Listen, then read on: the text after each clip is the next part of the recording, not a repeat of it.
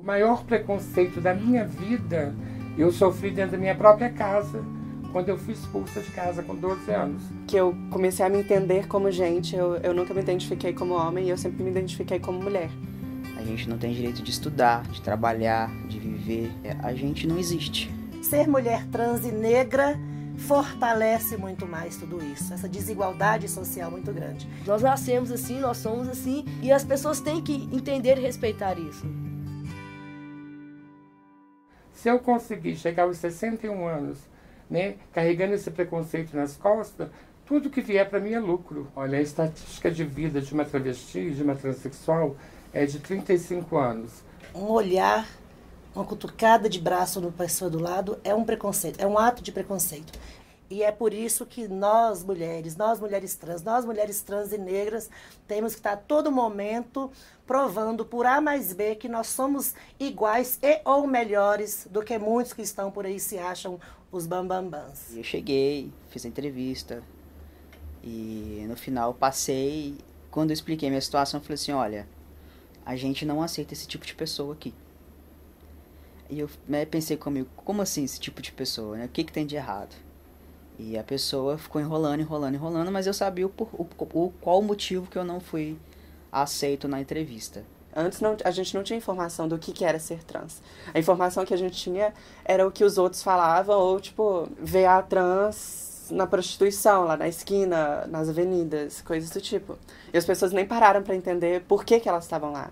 Por que elas estão nas esquinas, sabe? Então, tipo, eu tive que desconstruir essa mentalidade das pessoas da minha família, conversar com elas, mostrar o que eu estava sentindo, mostrar que eu sou a mesma pessoa que eu sempre fui, que eu continuo do mesmo jeito, porém agora eu estou mais feliz e eu estou me sentindo mais eu mesma. A gente não se identifica com o gênero que nós nascemos e a gente quer mostrar isso, que nós existimos e resistimos. Eu fazia academia antes da transição e eu utilizava o banheiro feminino. E depois da transição eu comecei a utilizar o banheiro masculino. Um cara chegou pro gerente da academia e falou que era perigoso que uma menina utilizasse o banheiro masculino da academia. Não tem uma diferença, eu não sei como as pessoas enxergam uma diferença, assim. As pessoas são preocupadas demais com o que você tem debaixo da sua roupa, sabe? O que você faz dentro da sua casa. E isso não muda, né? Quem eu sou, o meu caráter e a minha dignidade, né? Nós somos pessoas íntegras, nós somos pessoas honestas, e não é porque somos trans que isso vai mudar. Nas minhas orações, quando a gente é pequeno, eu pedia todo dia, quero ser um menino, eu sou um menino, me faz menino. Porque todo dia eu falava, não, você não é menino, você é uma menina. Eu falava, não, eu sou um menino. Então, acho que no dia em que a juíza falou, esse é o seu nome, acho que foi uma vitória, assim. Eu entrei com o processo, demora mais ou menos de 9 meses a 1 ano, e a gente leva o documento para provar que você usa aquele nome há muito tempo, que você tem aquela identidade há muito tempo, há muitos anos, e testemunhas, e você consegue essa proeza, que eu achei que nunca ia conseguir. E consegui com 60 anos, que para mim é uma vitória muito grande.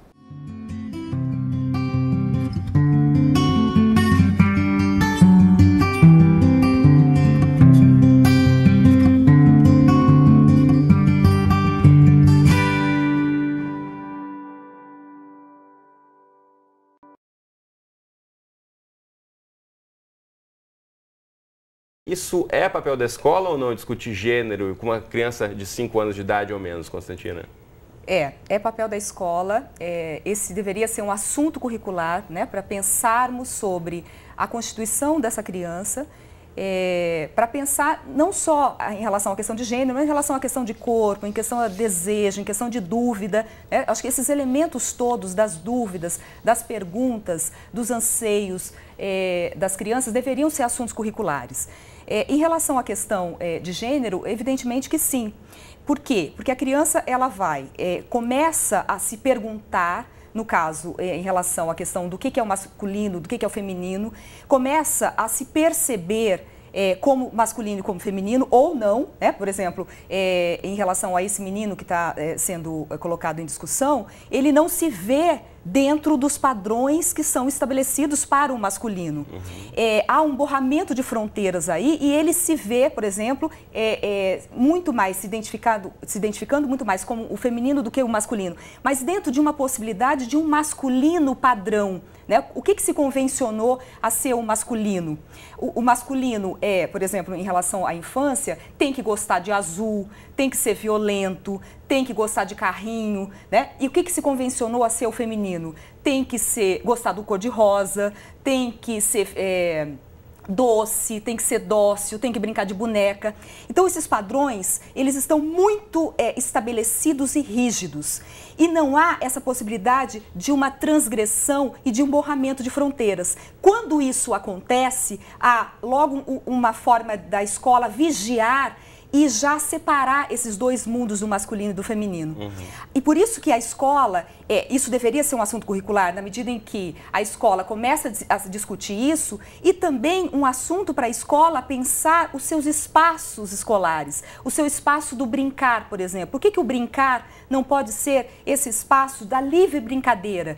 Por que o menino, por exemplo, e a gente tem várias pesquisas com crianças, em que os meninos dizem que as roupas e as brincadeiras e os brinquedos das meninas acabam sendo muito mais aprazíveis para eles, né? Então, por exemplo, a roupa da princesa é muito mais colorida, é muito mais bonita. E por que é que os meninos, então, não podem brincar? E muitos deles se identificam, que é uma outra questão. Agora, o pode ou não pode é quem disse que pode ou não pode, né? Agora a gente vê aqui o menino na capa da revista, a gente pode colocar novamente a foto da revista Nova Escola. Ele vestido, enfim, com essa roupa tradicionalmente de uma princesa. Agora, se ele estivesse aqui, enfim, com uma arma ou com uma armadura de um super-herói, não causaria estranhamento algum, né? E nesse caso de ele ter chegado ao extremo de a escola pedir que ele se retirasse, ele foi expulso da escola simplesmente porque os pais apoiaram a decisão do menino, enfim, obviamente, de usar o vestido. Fernando, isso mostra um pouco do despreparo da escola, né? Esse exemplo de uma escola britânica, mas a gente sabe que isso não acontece só lá no Reino Unido, aqui no Brasil, provavelmente a situação também de um despreparo dos próprios educadores aconteceria, né? De poder saber como lidar com isso, o menino de 5 anos que quer usar o vestido. Pensar na formação.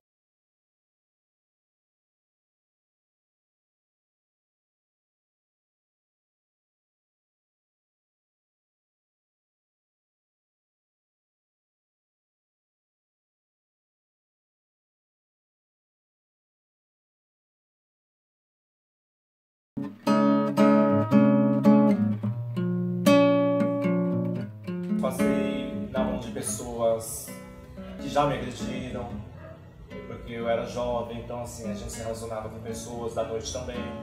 E nesse tempo, final dos anos 90 para 2000, não existia a Lei Maria da Penha, não tinha essas leis. E se você fosse numa delegacia buscar os seus direitos, eles debochavam da cara da gente.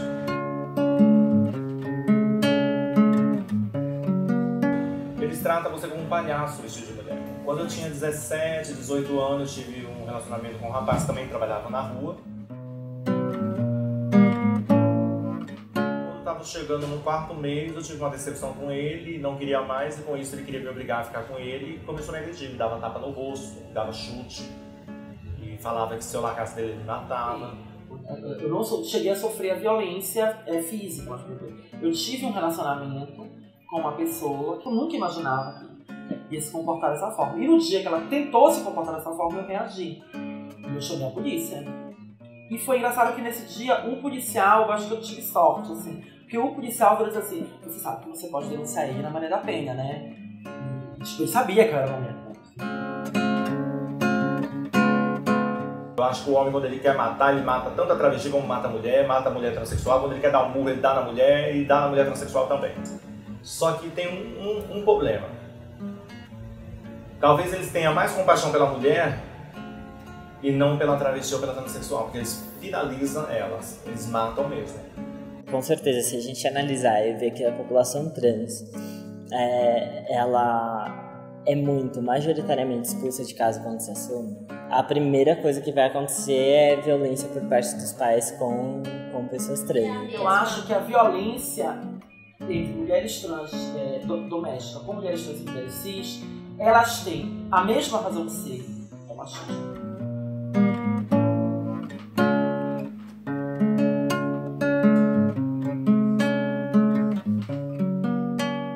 Só que em alguns elementos ela é mais evidente, em outras não, por conta de ser uma pessoa transgênero.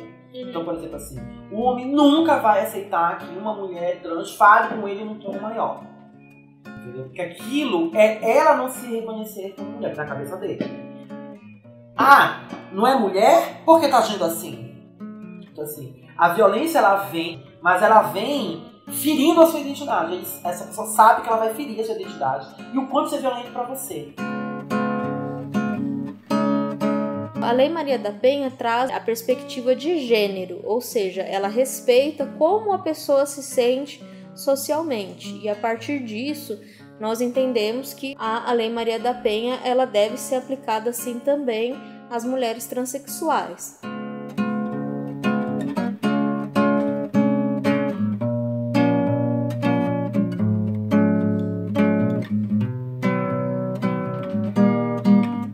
No entanto, o que a gente observa é que ainda há uma dificuldade muito grande de compreensão do que é a identidade de gênero. E o sistema de justiça, às vezes, acaba não compreendendo e aí entende que não seria aplicável a Lei Maria da Penha por se ater mais ao aspecto biológico da pessoa. A Lei Maria da Penha ela foi pensada dentro de um contexto de mobilização das mulheres, mas de um segmento específico das mulheres, né? De mulheres brancas, cisgênera.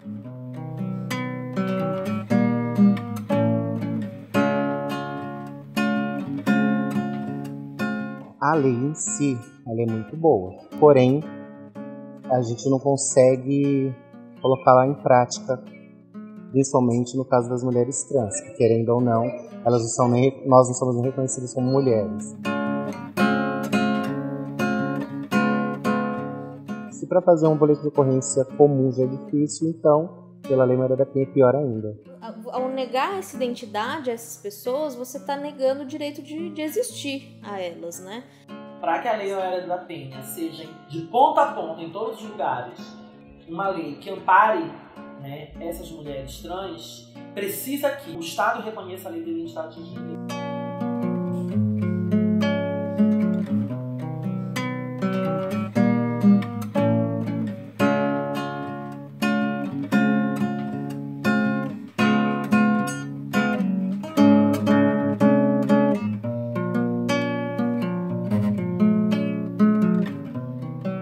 Com a lei de identidade de gênero, o Estado disso reconhece.